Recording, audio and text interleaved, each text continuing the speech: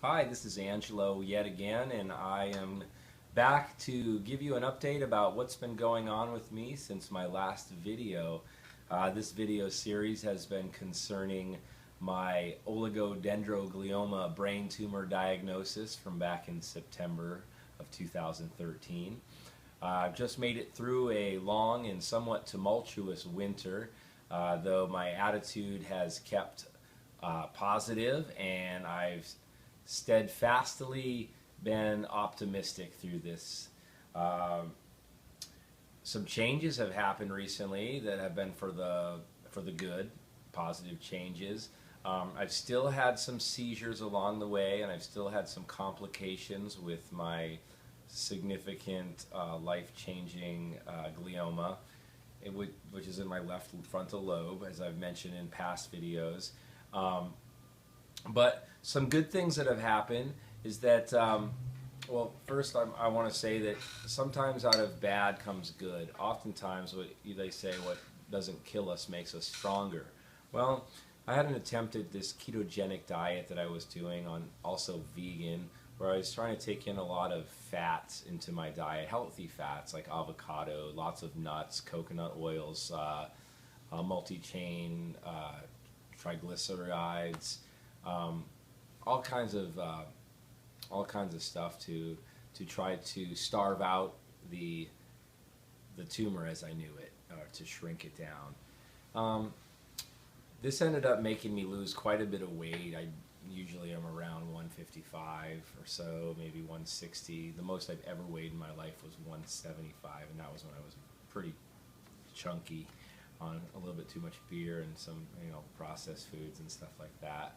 But I've been about 155 for the most part, so a little bit more than my graduation weight from high school. But through this ketogenic diet, my weight dipped pretty quickly, and I found myself down at the lower end of my body mass index, which was about 135 pounds.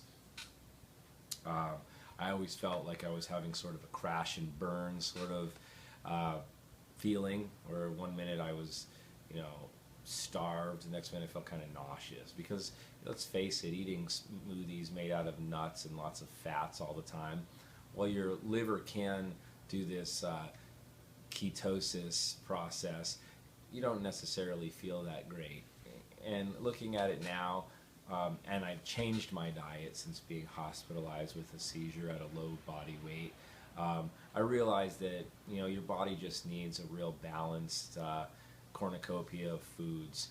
Granted, I have kept the ketogenic mindset there, so a lot of healthy fats still in my diet, not as many sweets and carbs as before, but definitely lots of smoothies, fruits, vegetables, especially vegetables, and this has helped me tremendously. There's been a few other things that have helped me tremendously as well. Now, coming out of the most recent big seizure that I had, which landed me in Providence Medical Center in Portland for about a week or so,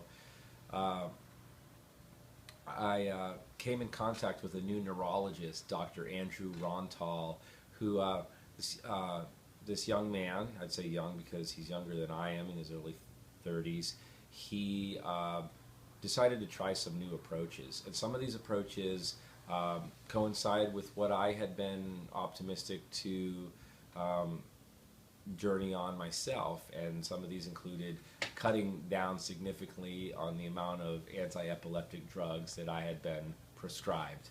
Now, if you watch my videos in the past, you know my feelings about the Food and Drug Administration and the pharmaceutical companies, and how a lot of times when you go to the doctor, they just want to keep giving you more and more meds because it's a business, and it's keeping the insurance companies and the pharmaceutical companies in business. It's a snowball effect of give you one thing for another thing, and then that creates another problem, and you take another thing for that. You get the point. Anyways, I was feeling all over the place from being on a heavy dose of Dilantin. I believe I was on 500 milligrams a day of that, and also Keppra levetiracetam, I was on 3,000 milligrams a day of that. And this also was in conjunction with the occasional Ativan, the 1 milligram Ativan pill that I would take when things would get significantly anxious for me, or I would feel the onset of a potential seizure. So after meeting Dr. Rontal at Providence, he suggested that I go in for an EEG. Now, what an EEG is it is a test where several small wires are actually glued. It's kind of strange, but you're super glued into different points in your head and taped, and the EEG machine reads your brain waves as read through your skin and on your skull. From Dr. Rontal's evaluation, a lot of what I had perceived as seizures were more of seizure-like symptoms, and some of these, in perhaps my gut feeling tells me that these were due to the fact that I was over-medicated on a plethora of these anti-epileptic drugs, maxed out, and just my mind and body was maxed out as well. So liver and kidneys taking a big toll. So anyways, if you see over here, Sandra wants to pan it over here, there's a bunch of the meds that I am still on right now. Some of these are duplicates, but I'll tell you a little bit about what I'm doing now. Now, Dr. Rontal got me completely off the Dilantin right off the bat and cut me down on the Keppra to the minimum dosage. I have a smoothie here right now. So right away, he determined through the EEG that I didn't need to be on all these meds. And no one had even performed this test on me before. A lot of things that hadn't happened for me before that seemed like they should have been very rudimentary initial steps to see what's going on with me on a lot of levels. He tried me on the Keppra, so I'm still on the Keppra at 1,000 milligrams a day.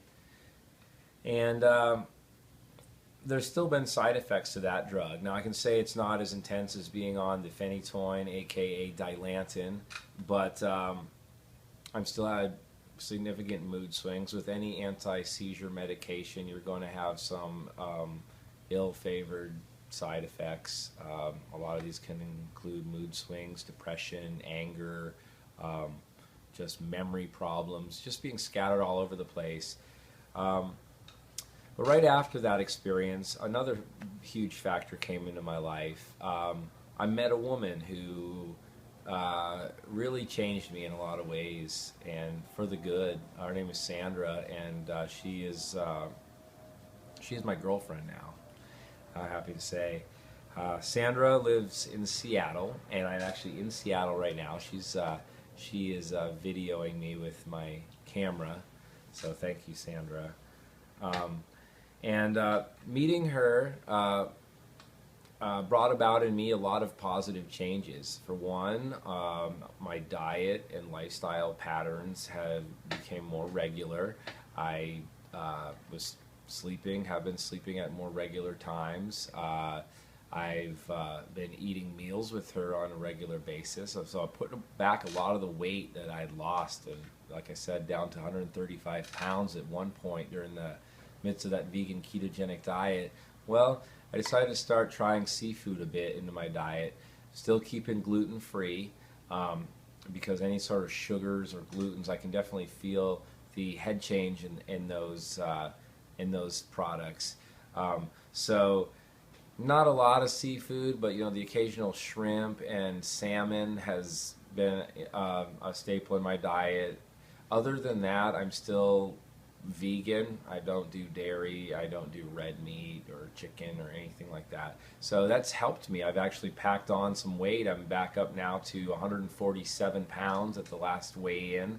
And so this has been about a month and a half maybe, and maybe not even that long. And feeling really good. Not having those small seizure-like symptoms as much.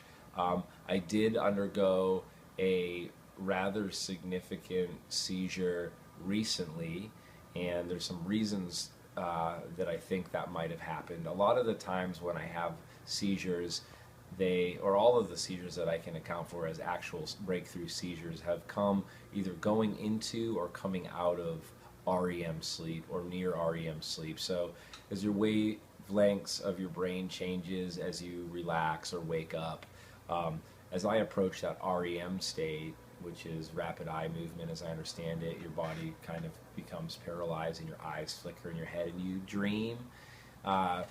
During that, coming in and out of that phase, I have the most problems or fears for having seizures, and this is when my most significant big time seizures have happened to me, ones where I've had complex loss of consciousness, status epilepticus, which is what is referred to as a dangerous time to go through. The last one I had, Sandra and I were in Portland, and I woke up in the morning feeling very tired. It was about 9 o'clock in the morning, a little later than I usually sleep in. I drifted back to sleep, and as I was back between the awake and deep sleep stage, I was overcome with paralysis and a seizure which felt like my entire right side was completely cramped. And when these huge seizures hit, it's the whole body, and then blackout. Next thing I know, the paramedics are there because thank God Sandra knows how to deal with epileptic episodes and put me on my side. I was given an anti-epileptic drug or a calming drug similar to Ativan. I believe it's lorazepam was the name of the drug. And after a brief stay, I'd say maybe like 3-4 hours in the local hospital, I was set free and back on my feet that day. So a little bit of the reasons why I have seizures sometimes, also things that lead up to them, is a multiplicity of variables. It can be a lack of sleep, a lot of mental exertion, anxiety, physical exertion, anxiety, and not necessarily negative, just overactive mind, overthinking, just not getting a balanced diet, or having too much sugar, too much carbs. You've really got to listen to your body when you're in this sort of state, and I've learned that, and it's been very difficult and trying, but something that I've become quite more cognizant of. And dropping the drug load down has helped quite a bit with things. I'll tell you a little bit about what also Dr. Rontal has been doing. Is he is starting me up on a new medication called Lamotrigine. And Lamotrigine is a little bit different than these other anti-epileptic drugs like Keppra and Dilantin. It works in a much different way. Now, I'm not a neurologist, and I'm not going to get into the ins and outs of how it works. And as you know, I've always been skeptical of different kinds of drugs, especially ones that affect your mind. But when it's a matter of to seize or not to seize, you got to seize a day. So I'm weaning myself off Keppra through this. That's the attempt, because you can't really go cold turkey off of an anti-epileptic drug, especially when you've had some serious epileptic episodes. So with this new Lamotrigine, it's unique in how it works. There are side effects to it, just like any other drug, but it's a type of drug where you have to build up a tolerance or an amount of it in your system over time. So start with one of these tablets, 250 milligram tablets, each night before bed. And I noticed right off the bat when I started taking it, real trouble sleeping, waking up feeling super anxiety. Thank goodness for some social media sites, like a friend of mine, Dane, was telling me that he's also on it for other reasons and similar problems. When you first start taking it, it's, it tweaks your brain chemistry a little bit, and it takes some getting used to. So, in light of that, I talked to Dr. Rontal again, and he has me taking some Klonopin, which is also called clonazepam. Now, when I heard about that, another benzoate drug, also like Ativan's in that family, I don't know about that. But, if it means sleeping and not seizing, I'll try it. Also, Dr. Rontal understands my approach, and he wanted to keep me on a very low dose of this. So this is only 0.5 milligram pills that I take before bed. And also, as I understand it from him, it's not nearly as potentially addictive as Ativan, which Ativan you're not supposed to take for more than a certain amount of time and within a certain time frame. And I try to be real sparing on the Ativan when I do take them.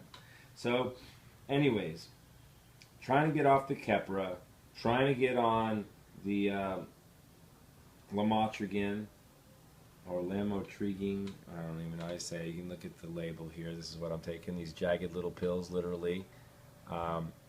Anyways, these are something, like I said, I'm building up on. So now I'm taking 2 a day, 1 in the morning and 1 before bed. So this is the 2nd week that I've been taking this. I'm still on the Keppra. Eventually, hopefully, Keppra will stop being taken. But with the Lamotrigine, I will be, on week 3, I will be taking 1 tablet in the morning and 2 at night. So 3 tablets total. And then after that, I will be taking 4 tablets a day total, and then it will break down to having just 1 of these a day with a higher dose. So some of the side effects of that could be a bad skin rash and stuff like that. But for the most part, the medication is a big change right now, and that's part of the process. All right, so fun with medication. You know, I've never been big on meds, as mentioned. Taking aspirin or Tylenol or cold medicine or anything like that, even allergy meds, hasn't been in my playbook throughout my whole life. I've been experiencing allergies over the past maybe 4 years, and this spring they didn't really hit me till a little bit later, and now I'm feeling them. But one of the side effects of taking an anti-epileptic drug is that most of them say that you shouldn't be taking anything with the pseudoepinephrine, or whatever the name of that drug is that they use on Breaking Bad to make their good shit. Anyways, I've got my little booklet here that I carry with me, and in this I have days of the week, because you know sometimes the short-term memory is not great, so I got to stay organized. I keep all the pills that I need for that week, and in the extra some Ativan in case. I really try not to use Ativan, maybe just to nibble off the corner if I really feel anxious or nervous or twitchy. But another huge factor of this has been the food. Like I mentioned, I've been eating really well. You know, we've been going to great places to eat. And a really huge factor has been Sandra, my girlfriend. She has opened up her life and heart to me and taken such good care of me. I've given a lot back to her. I've you know, given her my unconditional love, and we've shared a lot of great times since we've been together. We've gone to some baseball games, seeing the Mariners play. We go on walks down to the Ballard Locks. We go out to eat, watch movies. Just the company of someone that's beautiful and giving and a pleasure to be around is like greater than most any drug that I can think of. That's meant a lot to me, and I'm very happy. Now, has Sandra and I had our ups and downs? Absolutely. I mean, with my condition, I am a moody bastard. And taking, you know, part of the reason getting off Keppra is because Dr. Rontal also acknowledged that it has some of the similar side effects to the Dilantin, which I have gotten off of. It's when you're trying to control function in your brain through electrical impulse, you're also controlling things that you don't necessarily want to control. And in my case, I still have a little bit of issues with anger and depression and just kind of anxiety, irritability, things like that. Now, as a whole, I don't think I'm terrible, but those are things I still need to work on. I'm also still hoping to get to speak with a therapist soon, talk to someone, get some of this stuff off of my chest, and just more regular medical treatment, naturopathic mostly.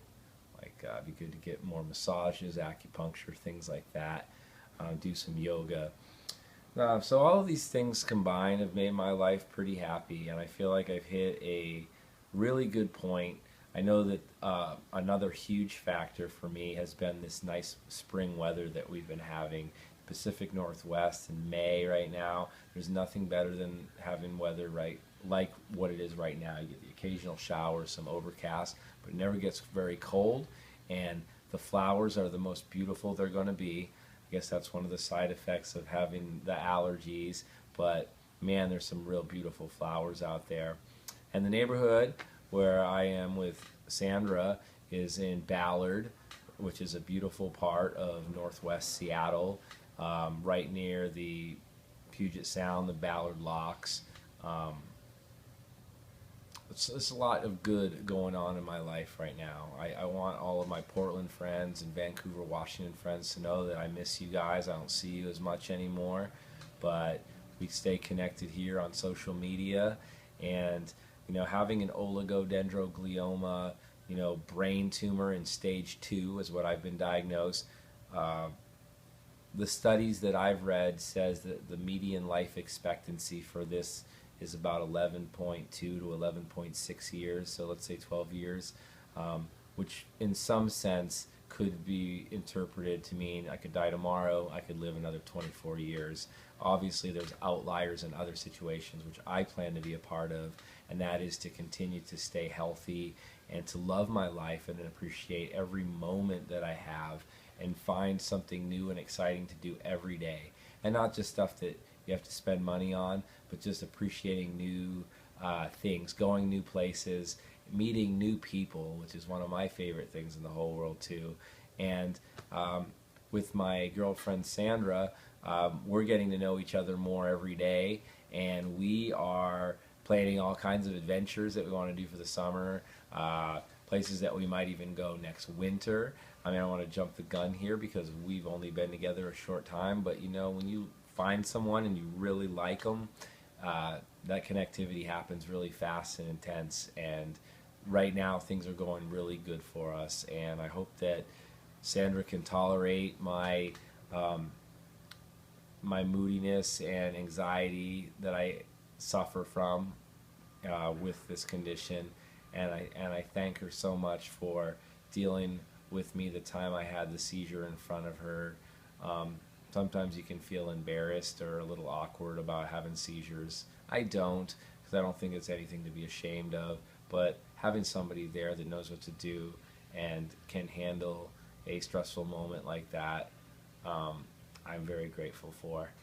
I'm very grateful for all you for tuning in and listening to me, and I hope that you're enjoying your spring.